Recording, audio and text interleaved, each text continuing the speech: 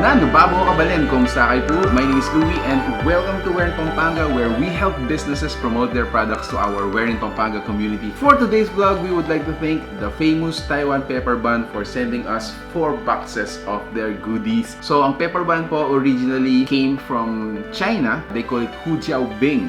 Came to the streets of Taiwan, it became really popular hanggang naging po siyang street food commodity. Right now, they have 4 flavors. Meron po tayong pork pepper bun, pulled chicken barbecue bun, corned beef bun, at saka tuna bun. So earlier, nabuksan na natin tong, this is their pork. Yeah, let's try it.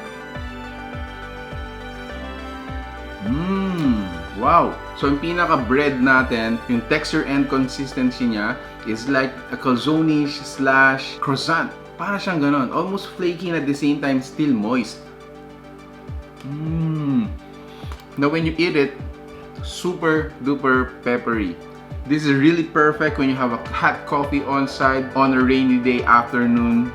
Grabe. Now the business is located po sa Angeles City and they deliver within that vicinity, also in the neighboring areas like Mabalacat and San Fernando. And when they deliver this, they make sure that it's really hot, fresh out of the oven pag-deliver po sa inyo. So kaninang dineliver nila to, this is really hot. So napakasimple lang naman ng heating process nito. For example, meron tayong mga leftovers, hindi natin naubos. You put it in a pan and then you heat it for 1 minute and then enjoy.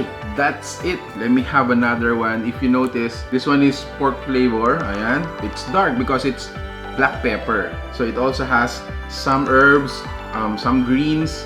Isa sa patok na patok talaga dito is yung sauce. Sobrang flavorful. Napakalasa ng sauce niya. I must say, no, it's not the usual parang meatballs or bola-bola. It has a different, distinctive, oriental taste or flavor na talaga namang naging popular sa Taiwan. Ooh, wow! Wow! Grabe! This is so fulfilling, napakabigat nila. Aside from yung mismong meat feeling natin is really generous. Hindi sa tinipid, kumbaga. So this is just my second bun, pero grabe, I'm almost full. Almost busog na ako.